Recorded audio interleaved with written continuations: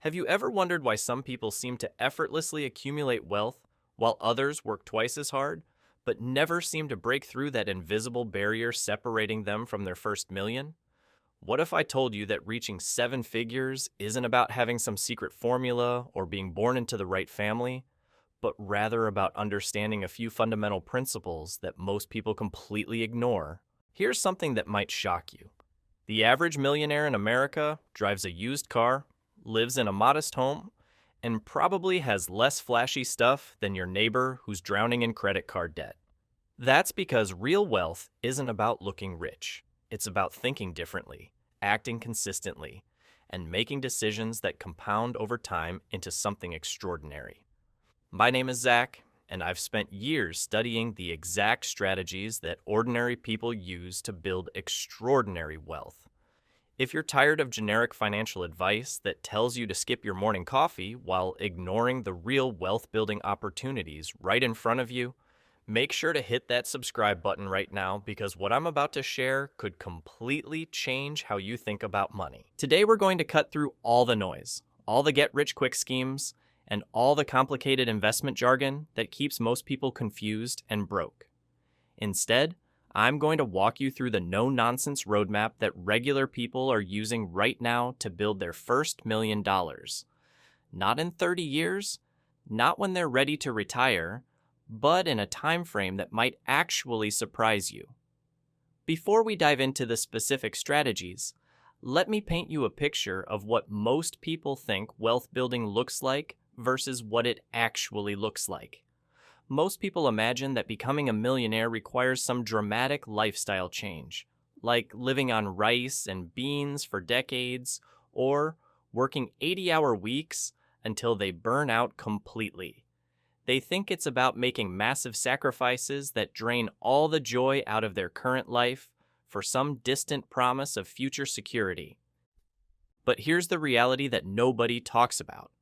The most successful wealth builders aren't the ones making the biggest sacrifices. They're the ones making the smartest systematic changes that actually accelerate their progress while maintaining a lifestyle they genuinely enjoy. They understand something that most people completely miss. Building wealth isn't about working harder, it's about working smarter. The first thing you need to understand is that your relationship with money is probably backwards. Most people spend first and save whatever's left over, which explains why most people never build any meaningful wealth. They pay everyone else first and hope something remains for their future self. This approach guarantees that wealth building will always be an afterthought rather than a priority. Wealthy people flip this equation entirely. They pay themselves first, automatically directing money toward wealth-building activities before they have a chance to spend it on anything else. This isn't about being greedy or selfish. It's about recognizing that if you don't prioritize your financial future, nobody else will do it for you. Think about this for a moment. Every bill you pay, every subscription you maintain, every expense in your life gets handled automatically or gets prioritized when money comes in.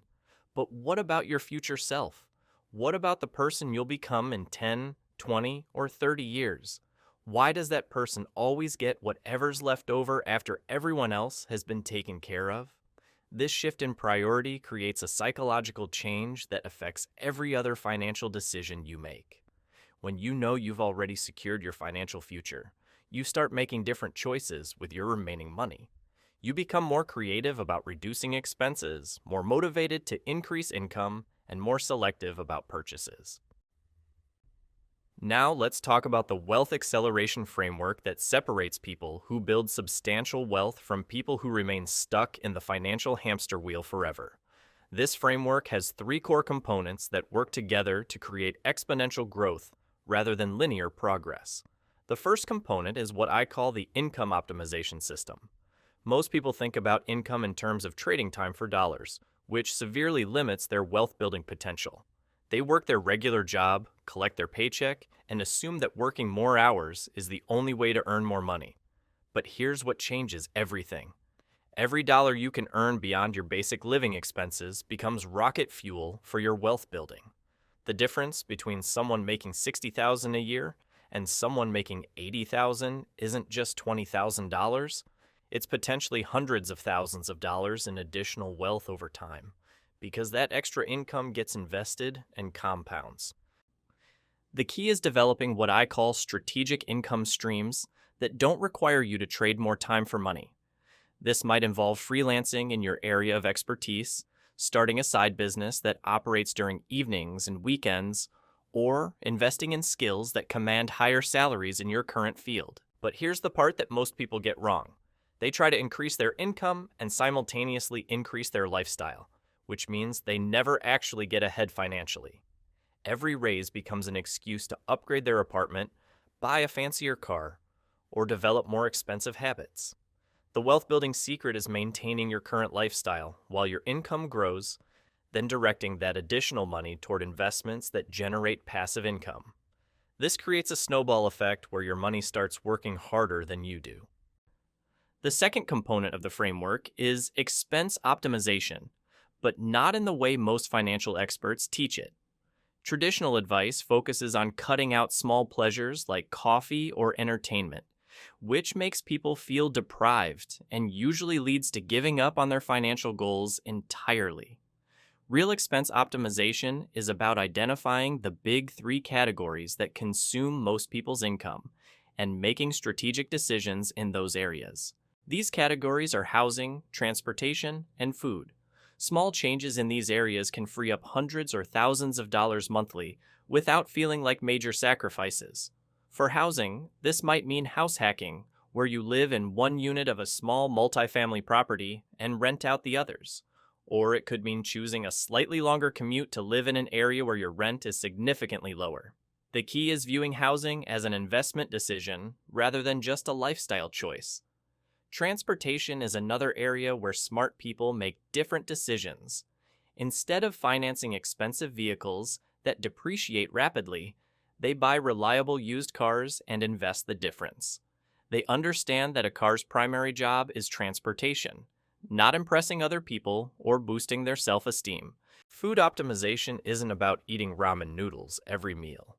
It's about meal planning, buying ingredients in bulk, and cooking at home more often.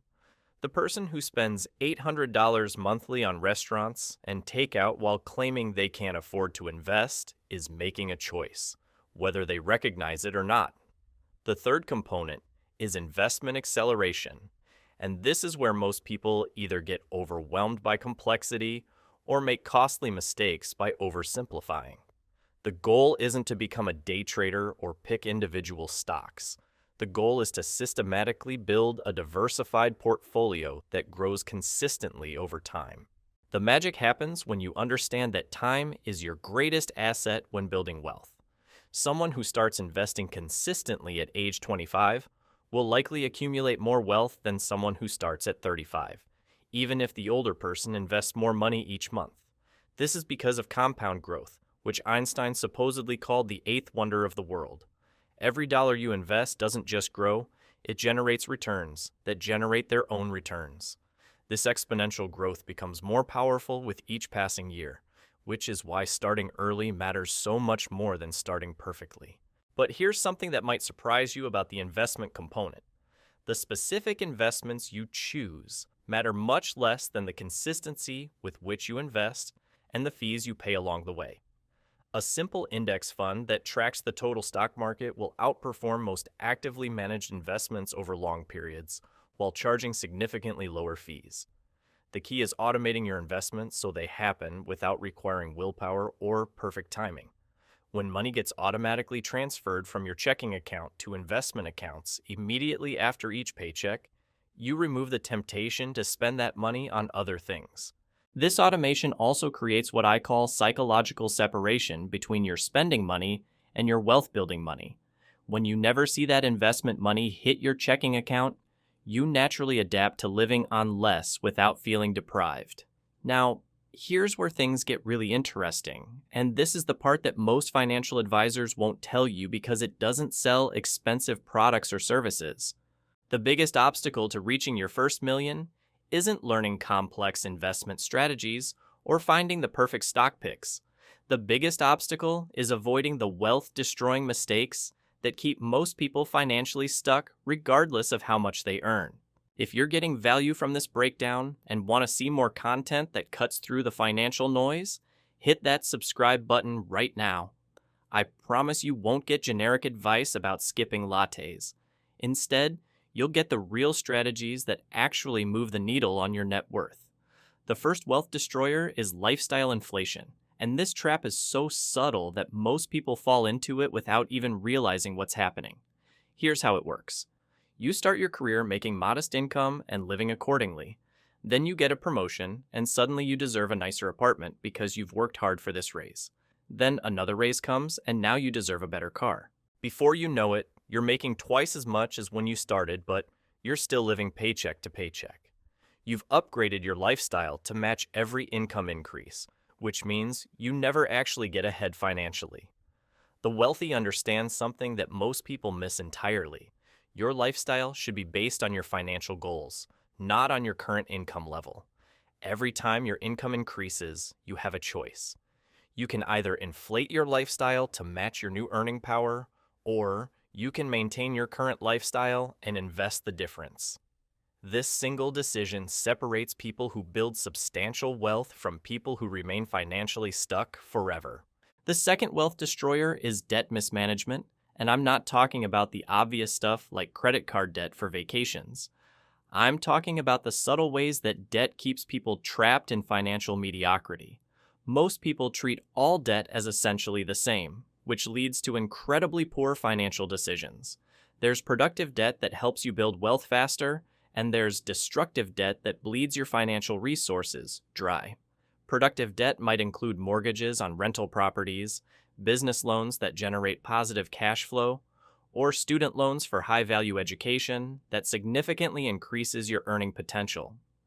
Destructive debt includes anything you borrow to purchase items that lose value immediately and provide no ongoing financial benefit. Car loans for vehicles beyond your actual needs, credit card debt for consumer goods, and financing for lifestyle purchases all fall into this category. The key insight here is that wealthy people use debt strategically to acquire assets that generate income or appreciate in value.